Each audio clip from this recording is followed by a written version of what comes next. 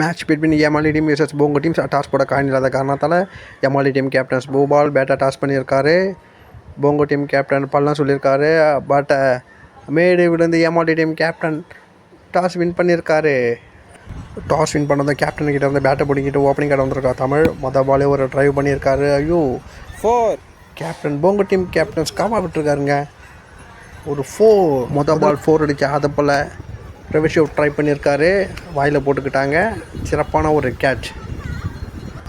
Captain Bhupal வந்திருக்காரு. மொதல் பாலே ஒரு உண்டை வாங்கியிருக்காரு. உண்டை வாங்கினது மட்டும் பத்தாது, நான் பாலையும் சாப்பிடணும், பாலையும் சாப்பிட்ருக்காரு. கடைசி ஒரு போட்டதுக்காக தினேஷ் வந்திருக்காரு.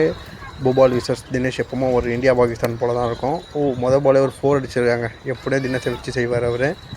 ஃபீல்டிங் செட் பண்ணுறாரு. விக்கெட் எடுப்பாங்களாம் பார்க்கலாம். வைடு அகலப்பந்து ஆஃப் சைட் அடிச்சிருக்காரு. 4 தான். பட் அது நோ ரன் சொல்லி ஏமாற்றிட்டானுங்க. மறுபடியும் ஒரு 4. இந்த ஓவரை செதற விட்டுருக்காரு.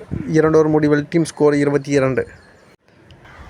டார்கெட் 22 சேஸ் பண்ணுறதுக்காக கேப்டன் குரு வந்திருக்காரு. First ball wide, second ball dot போட்டிருக்காங்க. 3வது பந்து செவிட்டி விட்டுருக்காரு. ஒரு 4 ரன்கள் தமிழை ஓட அடிச்சிருக்காரு.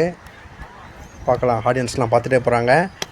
மறுபடியும் ஒரு 4 ஆஃப் சைடு பந்து அல்வா துண்டு என்பதை போல் சிறப்பாக ஒரு 4ஐ செவிட்டி விட்டுருக்கார். மறுபடியும் ஒரு 4. விட்ட காவாக்கு ரெவெஞ்ச் எடுத்திருக்காரு. கண்டிப்பாக ஒரு ஷாவாக்கோட ஃபேனாக தான் இருப்பார். ஆஃப் சைடு போடப்பட்ட பந்து 6 அடித்து அவுட் ஆகிட்டார். நெக்ஸ்ட் பேட்ஸ்மேன் தினேஷ் வந்த உடனே ஆர்வகளால் தூக்கி வச்சாருங்க. 6 அடிச்சுட்டு அவுட் ஆகிட்டார்.